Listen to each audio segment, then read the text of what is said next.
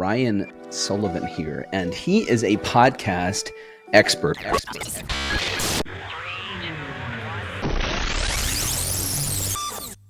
So tell me a little bit about sort of what you do.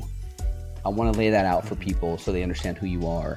Yeah, appreciate it. Yeah, so we have a system to launch podcasts. We're a podcast launch, build, and growth company. It's essentially one-on-one coaching for podcasters. So we are building the show with you. And so it's the opposite of a traditional production company, which is you bring us the content and we'll just edit it. We're the opposite. We help you produce the show. We can edit it too, but our main bread and butter is being there with you to build it.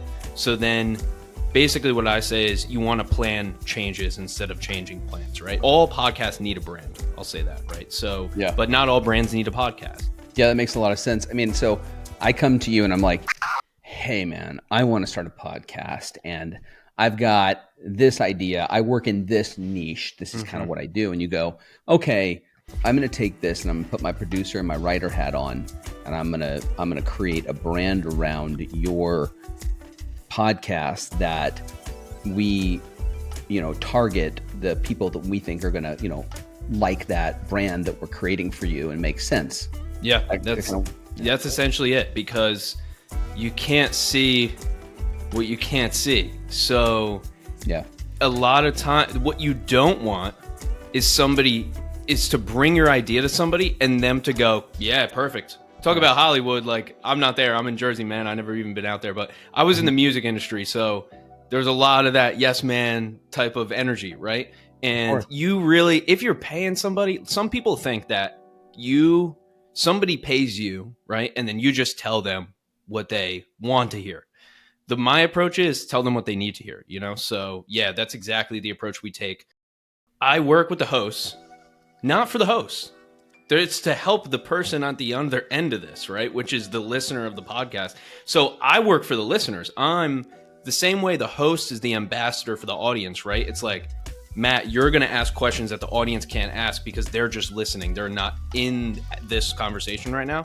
That's your job. But my job is to make sure that's in their best interest as well, right? So it's like, the thing about a podcast is there's like 4 or 5 things always going on at one time, right? There's the audience, there's what I'm going to say next, there's the question you're going to ask next, there's all these factors. So yeah, we're really like, we take the audience-based approach to building your podcast. So then when you do roll it out, people go, oh, that's really cool. That's interesting. Like, I'll tune into that. I understand what it is. That's what you want. When somebody lands on a podcast, you want them to go, oh, this is either for me or this is not for me. That makes sense. And helping them define that audience. So like, as a coach, if I break that down, what you just said is that there's like this web, there's like probably 5 different things going on, like you said, in a podcast at any given time. You as a coach have to be able to assess those different avenues and what's going to be happening and sort of try to help the person that you're building the podcast for in that niche understand what the audience would want to hear. Yep. And then help them anticipate that, and then maybe help them structure the kind of questions that are going to resonate in that space. Exactly. Yeah. Okay. Got you. That's like, so if you were coaching me right now on podcasting, right? Mm-hmm. I would come to you and I'd be like, dude, give me some pointers. What could I do to be a better host? And maybe you probably have some people you're like, well, you talk too much, or, you need to listen better. You need to structure a set of questions that are interesting at the end of the episode so that you keep people interested. Do you need a teaser at the beginning? What are some best like practices that you see that are like, okay, these are staples that you need when you start a podcast? Yeah. So I think format's the big one. I think that I know, because I know by the numbers, in 2020, a lot of people started interview shows, right? We've seen it.